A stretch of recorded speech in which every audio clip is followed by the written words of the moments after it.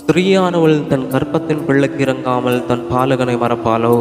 அவர்கள் மறந்தாலும் நான் உன்னை மறப்பதில்லை. பெற்ற தாய் ஒருவேளை பிள்ளையை மறக்கக்கூடும், பெற்ற தகப்பன் ஒருவேளை தன் பிள்ளையை மறக்கக்கூடும். ஆனால் தன் விலையேறப்பட்ட இரத்தத்தினாலே நம்மை விலைக்கு வாங்கின நம்முடைய பரலோக தகப்பன் நம்மை ஒரு நாளும் மறப்பதில்லைங்க. நம்ம பாவம் செய்த போதிலும் நம்மளை மறக்கவில்லை. நாம் அவருக்கு விரோதமாக துரோகம் செய்த போதும் அவர் நம்மளை மறக்கவில்லை. நாம் அவரை விட்டு தூரம் ஓடின போதும் அவர் நம்மளை மறக்கவில்லை. காரணம் என்ன தெரியுமா? அந்த அப்பா, அவருடைய அன்பு ரொம்ப உண்மையான அன்புங்க. அந்த அன்புக்கு ஈடு இந்த உலகத்தில் வேறு ஒன்றுமே இல்லைங்க. பொய்யான அன்பை தேடி, பொய்யான அன்பை காட்டி உங்களை ஏமாத்துறவங்களுக்கு முன்பாக உங்களுக்காக ஜீவனை கொடுத்து ஒரு அன்பு இருக்குதுங்க. தன் சிநேகிதனுக்காக ஜீவனை கொடுப்பதை பார்க்கலும் மேலான அன்பு இந்த உலகத்தில் இல்லை.